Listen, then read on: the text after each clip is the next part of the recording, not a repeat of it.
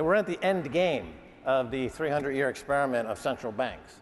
Bitcoin was really invented as a central bank killer. So now it's Bitcoin's time.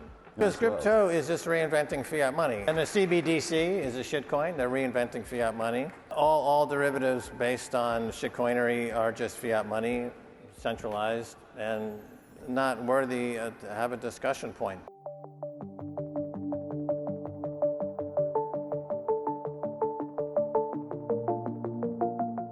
Hey guys, welcome back to Let's Talk Crypto. During his panel appearance at the Bitcoin 2023 Miami conference, Max Keiser had a bleak outlook on centralized banking and an optimistic take on Bitcoin.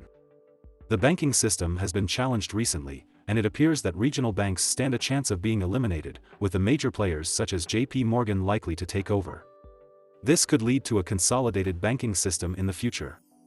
For years, Keiser has been a vocal proponent of Bitcoin, almost since its inception, and continues to believe it is the solution to the flawed fiat currency system. Keiser boldly demonstrated his belief in Bitcoin by actually moving to El Salvador, where Bitcoin has been made legal tender, and has been cooperating with President Bukele as a Bitcoin advisor. As a panelist, Keiser shared his insights on how El Salvador can offer a blueprint for other countries to adopt the Bitcoin standard and be successful. Let's hear what Max Keiser and Stacy Herbert had to say. But before we do, please consider subscribing to our channel, as we bring you daily content on the latest crypto news. And now, let's jump right into the video. As these fiat money currencies around the world collapse in real time, and as these central banks are now exposed as having nothing on their balance sheet but hamster poop, people are realizing that super hyper Bitcoinization is the way to fight super high hyperinflation. So we're at the end game of the 300-year experiment of central banks. The inherent fraudulent models that run these big banks is come under the weight of its own fraud, and they're all collapsing, and Bitcoin was really invented as a central bank killer. So now it's Bitcoin's time. Those who are not getting into Bitcoin now, it's because their DNA was not meant to survive into the next 2 or 3 generations, right? You know, getting wrecked is a good way to learn. It's happened to many of us. Corporations, I think, you know, you have shareholders and stuff like that, and maybe it's not as, you have to be a bit more responsible about getting wrecked and becoming, you can't be a degenerate corporation and last very long. The same with, especially with a nation state. You know, President Bukele always says that where El Salvador is going is to the place we want to be.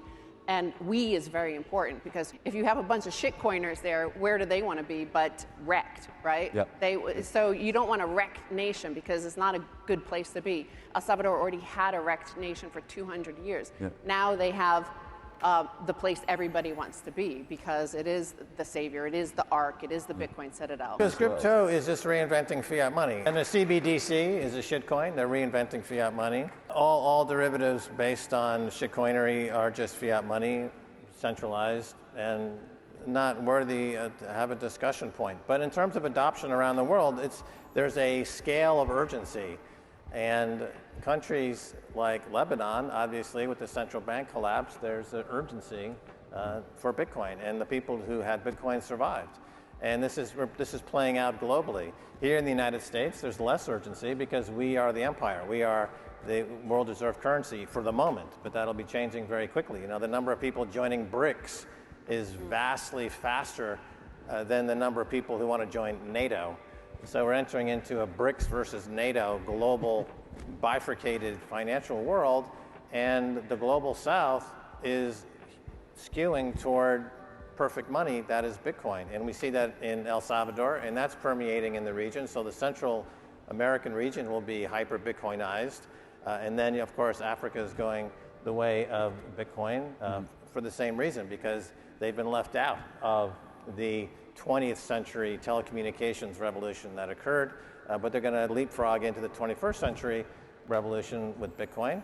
And so the US is probably, and the UK are probably, as to use an inelegant term that one who's into the farming industry might know, sucking hind tit. El Salvador has the first mover advantage.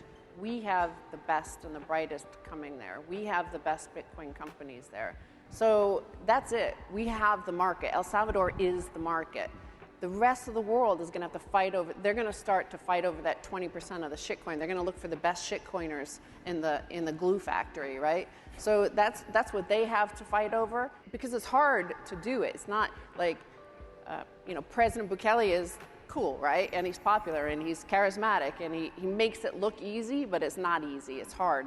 Bitcoin is hard and it's hard work. And you're seeing the results today as all these companies like the likes of Jack Mallers and Fold are coming to El Salvador.